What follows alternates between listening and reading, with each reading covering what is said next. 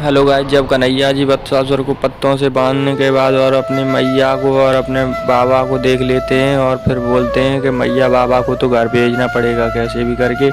तभी कन्हैया जी अपनी युक्ति लगाते हैं और फिर रोने का ढोंग करने लगते हैं नाटक। और उसके बाद फिर कन्हैया जी सारे अपने मैया बाबा से बोलते हैं कि तुम मुझ पर तो विश्वास करते ही नहीं हो, नहीं तो मुझे किसी लायक बनने दोगे। बस ये सारे ग्वाला मुझे चिढ़ाया करेंगे और बोला करेंगे कि तू तो यशोमत मैया का नंदलाला है ना, लाडला, इसीलिए तो तभी तो तू कुछ नहीं कर पाया और मेरे सारे सगा आगे निकल जाएंगे इस हर काम में। तभी कन्हैया जी को भावुक देख करके और वो सब उनके मैया बाबा भी भावुक हो जाते हैं और उसके बाद फिर बोलते हैं उनके बाबा के नहीं नहीं लाला, मैं तो तुझ पर विश्वास करता हूँ। और फिर उसके बाद उन्हें छोड़ के चले जाते हैं और जाने के बाद फिर बोलते हैं कन्हैया जी के इन्हें भी ले जाओ। तभी बोलती हैं यशोदा मैया बोलती हैं कि नहीं, बंसी तो यहीं रहेगा, फिर तेरा ख्याल रखने को मुझे सूचना कौन देगा। तभी कन्हैया जी बोलते हैं ठीक है और वो फिर चले जाते हैं। तभी यशोदा मैया को भय लगता है थोड़ा सा और बोलती है कुछ तो यहाँ पे है।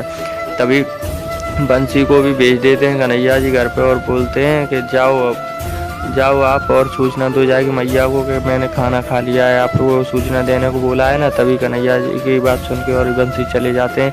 तभी फिर बत्सासुर को फिर गड्ढे में डाल देते हैं और गड्ढे में डालने के बाद फिर बत्सासुर निकल के आ जाता है बाहर और रस्सी पत्ते भी तोड़ के आ जाता है। फिर उसके बाद जाने लगता है। जाने के बाद फिर कन्हैया जी अपने सारे सगाओं को इधर उधर भेज देते हैं और उसके बाद फिर बत्सासुर अपने आ जाता है सामने कन्हैया जी के। और फिर उसके बाद कन्हैया जी के सामने आने के बाद और बछड़े का रूप रख लेता है और बछड़े का रूप रखने के बाद फिर कन्हैया जी सारे अपने गैयों को और पूछते हैं कि नहीं बूढ़ी, तूने कुछ नहीं खाया, कुछ खा ले, ज़्यादा घूम मत।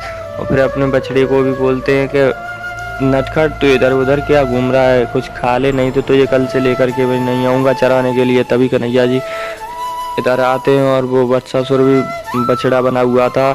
तभी वो बत्सासुर से बोलते हैं कि कन्हैया जी के नटखट तूने कुछ गलत किया है, इसीलिए तू खड़ा है, मुंह क्यों छुपा रहा है, चल कुछ खा ले। और इतनी दूर मथुरा से आया है, कुछ खा तो लो, भूख लगी है आपको भी। और मेरे मामा कंस का राज है, वहाँ कहाँ ऐसा भोजन मिलता है, वहाँ कहाँ ऐसी घास रखी है। तभी बत्सासुर गुस्से में आ जाता है और बोलता है मुझे पहचान लिया। तभी बत्सासुर कन्हैया जी पर आक्रमण करने की सोचता है और तभी अपना बड़ा सांड का रूप रख के और फिर कन्हैया जी में लगाता है जड। और फिर देखिए क्या हो। कब तक बच पाएगा तू, और स्वयं बच भी गया तो इन बालकों के प्राणों की रक्षा कैसे करेगा।